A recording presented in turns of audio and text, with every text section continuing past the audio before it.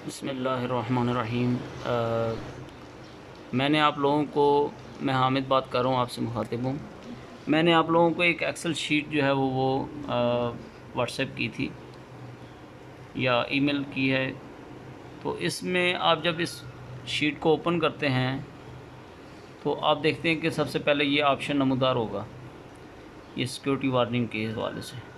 आप लोगों के पास अनेबल का ऑप्शन कुछ हो रहा होगा। अगर 2013 या इसके बाद वाला कोई लेटेस्ट वर्जन आप अगर यूज़ कर रहे हैं तो उस पर ऑप्शन इस तरह का नहीं आएगा। मैं क्योंकि ऑफिस 2007 को ही रिकमेंड करता हूँ, तो ये उसके ऊपर ये ऑप्शन आ रहा है। जब ये ऑप्शन आएगा तो यहाँ पे आपने अनेबल दिस कंटेंट ये आपने ओके कर देना है।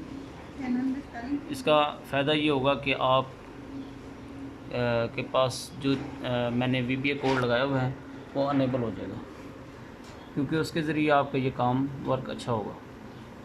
ये जो ऊपर आपको पहला और दूसरा रो दिखाई दे रही है, उसमें आपको किसी आइटम को भी आपने चेंज करने की ज़रूरत नहीं है सिवाय सीरियल नंबर के। नीचे जो इसके बार के इस बार दोनों के नीचे एक मैंने अलग से भी वही सब्जेक्ट जो सबसे ऊपर चल रहा है नंबर 1 कॉलम में नंबर 1 रो में, वो नंबर 4 में सेम नीचे भी है।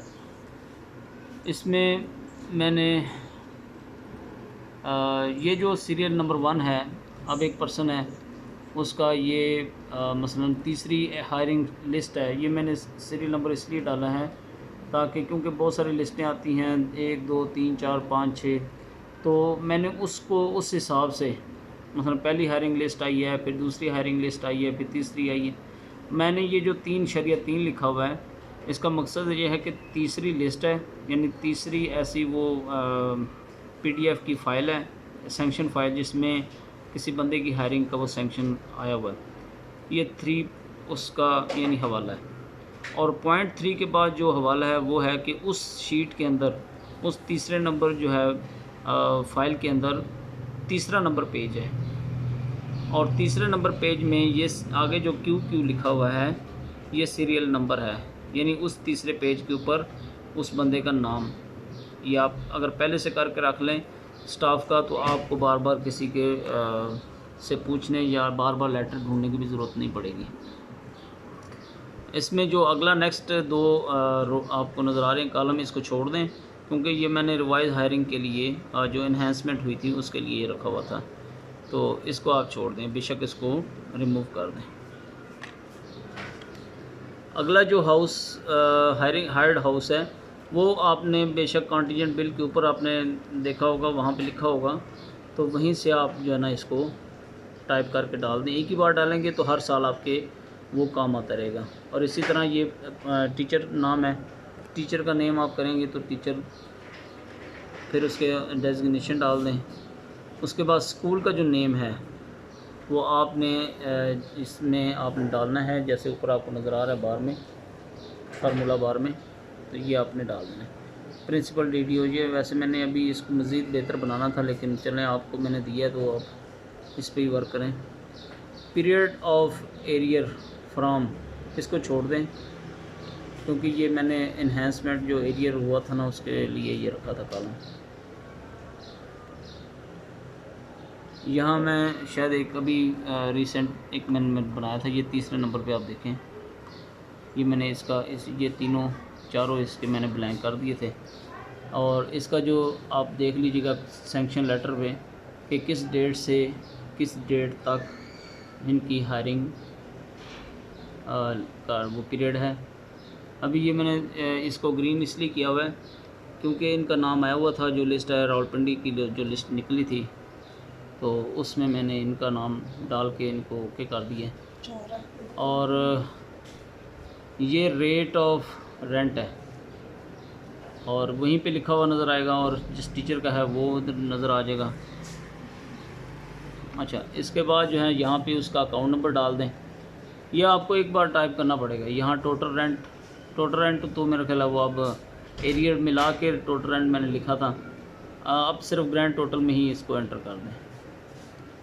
उसके नतीजे में ये आ जाएगा नेट पेमेंट। इसको आप बेशक टाइप ना करें, फार्मूला लगा हुआ है उसके ऊपर बार पे आप देखें माइनस करके वो यानी अच्छा, इसके बाद ये जो 110,974 रुपीज़ ओनली, इसको भी आपको टाइप करने की ज़रूरत नहीं है। ये फार्मूला देखें, मैंने फार्मूले में इसको डाला हुआ है क्योंकि इस पर VBA कोड लगा हुआ है, इसी की वजह से वो अनेबल मैंने किया था।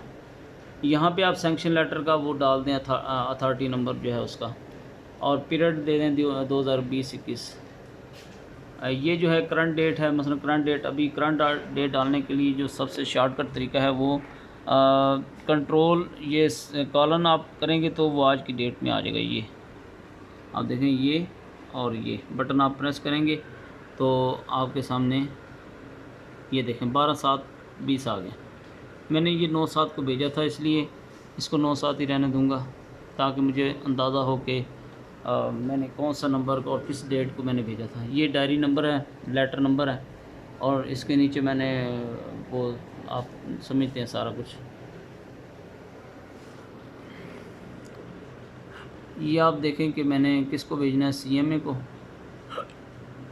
यहाँ पे अगर आपका लाहौर CM है तो वो आप चेंज कर सकते हैं, कोयटा है, पेशावर है, कुछ भी है वो आप चेंज कर लें। यहाँ मैंने ऑप्शन रखे हुए हैं कि आप मसलन कौन कौन सी चीज़ें इसके साथ लगेंगी। अब इसमें बाज़ आप सोचते होंगे क्योंकि इसमें एंटर का वो नहीं होता, जब हम एंटर करते हैं तो वो सेल जो है वो आगे मूव कर जाता है। तो इसका जो तरीक़ेकार है वो इसका मसलन इसके नीचे आपने एक नया नया पॉइंट डालना है, तो आपने यहाँ से आल्ट एंटर कर देना है। ये आल्ट का बटन है, सॉरी, यहाँ से आल्ट और एंटर। ये आप देखें मैंने कहाँ पे था, आल्ट एंटर करेंगे, ये आप देखते हैं ये आपके सामने नया वो पॉइंट अगर आपने एंटर करना है तो वो आप डाल के कर सकते हैं। मैं एस्केप दबा रहा हूँ तो आल्ट एंटर से आप उसी के अंदर यहाँ पे आप वो स्कूल का वो जो लेटर पैड है वो ऊपर, उसको आप यहाँ पे लिख लें, यहाँ पे टाइप कर लें। ये देखें मैंने इसको भी वो इसके अंदर आल्ट एंटर किया हुआ है, आपको यहाँ पे नज़र आएगा। इसको मैं मज़ीद खोलता हूँ, ये देखें,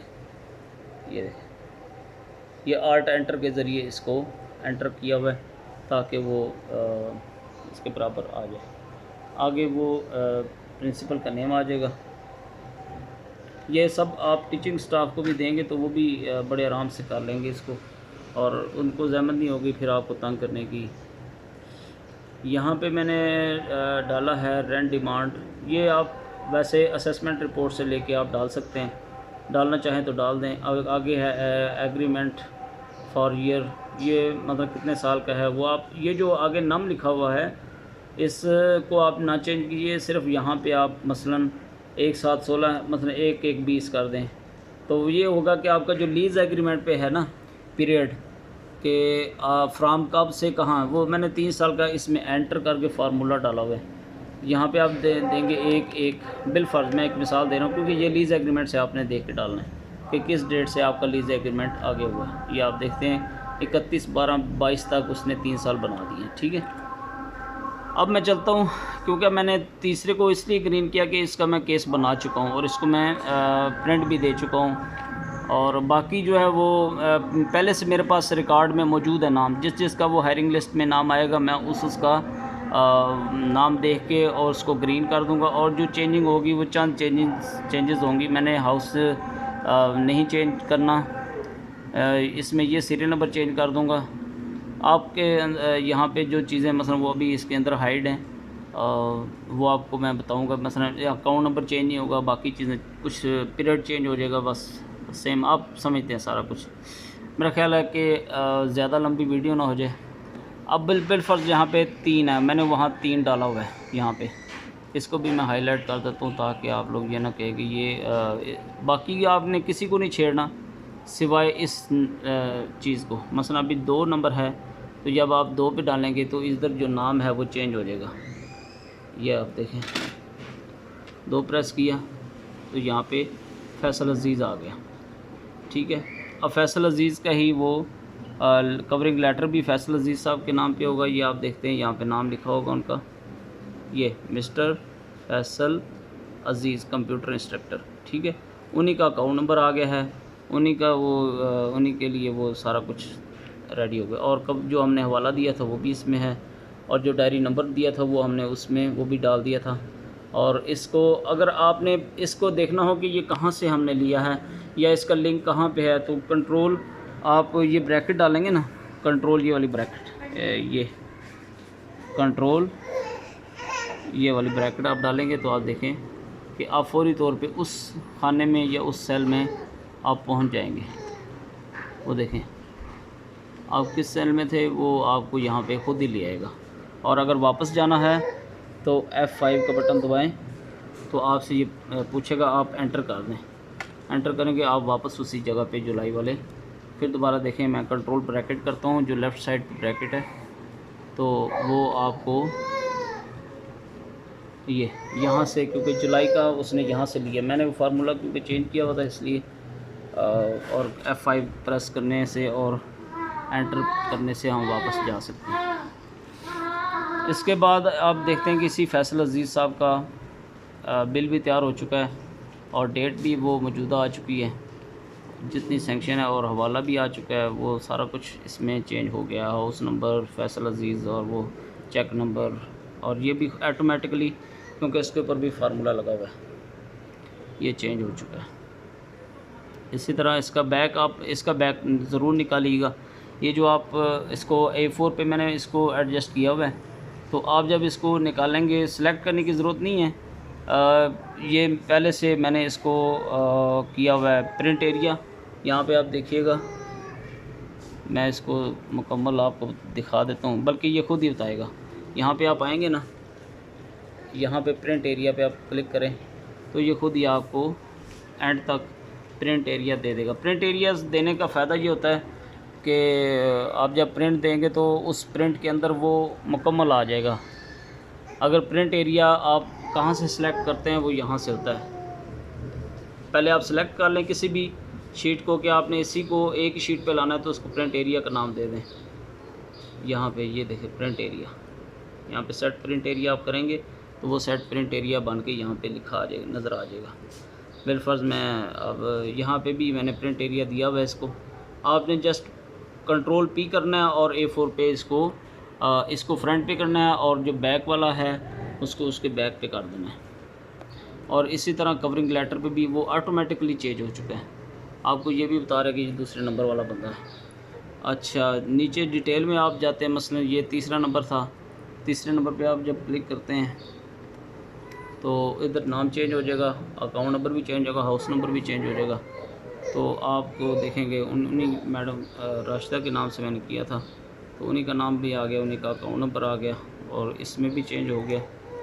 अब इसमें बहुत मज़ीद बेहतरियाँ मैंने करनी थी, चलें आपको मैंने दे दिया। आप कम अज़ कम इस पर इतना वर्क आप कर सकेंगे। ये आपको टाइप करने की ज़रूरत नहीं है। ये वाली 110,009 ये चीज़ें, ये अमाउंट है, ये जो है वो रेट है, और ये असल अमाउंट है। ठीक है, ये रेट लिखा रहने दें, कोई मसला नहीं है। मेरा ख्याल है कि बहुत ज़्यादा लंबी वीडियो हो गई है। व्हाट्सएप पे अपलोड होती है या नहीं, मैं इसको यूट्यूब पे अपलोड करके आपको सेंड करता हूँ।